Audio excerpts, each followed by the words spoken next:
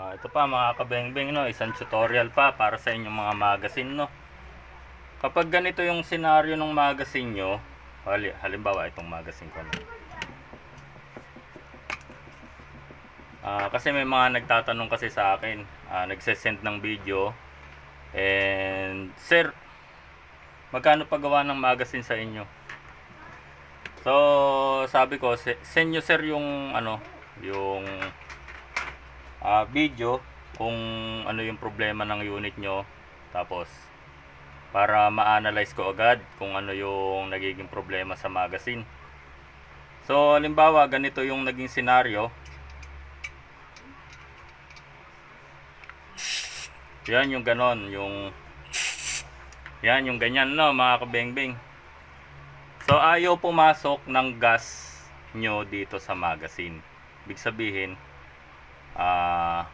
yung nozzle nyo hindi nasisil, yung nozzle ng tangke hindi nasisil mabuti, no. And magtatanong sa iba na palit ng inlet valve yan sir. So mahal din ang inlet valve, so plus labor daw. So ngayon wag nyo munang pagbintangan na yung nozzle nyo yung inlet valve nyo is sira na.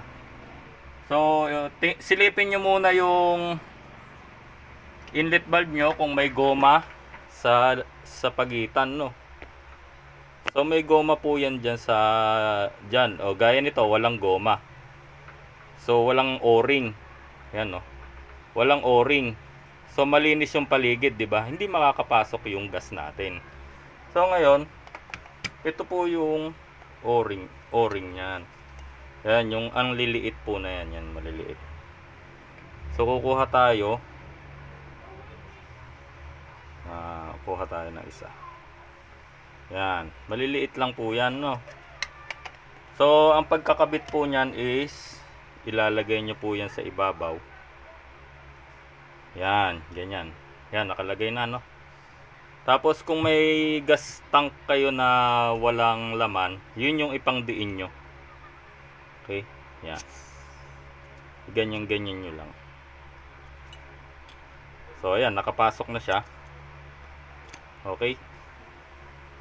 So ngayon, pwede nyo na siyang loadan ng gas. Di ba? Ngayon. Tapos dahan-dahanin nyo lang yung tanggal.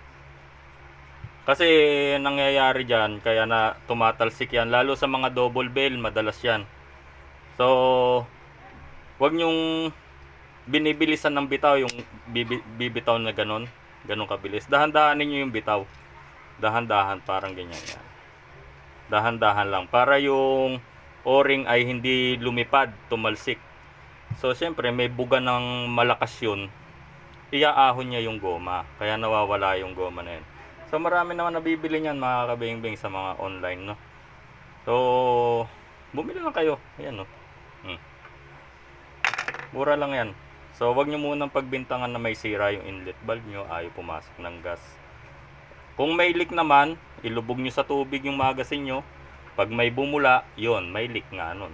Tapos tingnan nyo rin dito sa kabila, sa taas. So yan lang naman yung mga exit point ng mga gas natin, no. Yan yung mga sa base o-ring na yan. Dito sa inlet valve, dito sa output valve. So pag dito may sira din, dito naman lalabas yung gas. So yun lang mga kabengbeng, no. Huwag po nating basta-basta pagbintangan na sira na yung inlet valve natin. Ayaw lang pumasok ng gas dahil nawala yung o-ring sa gilid.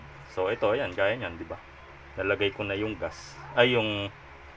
Nalagyan ko na ng gas to kasi may o-ring na sa gilid. Yun. So yun lang mga kabengbeng, maraming salamat, mabuhay po tayong lahat.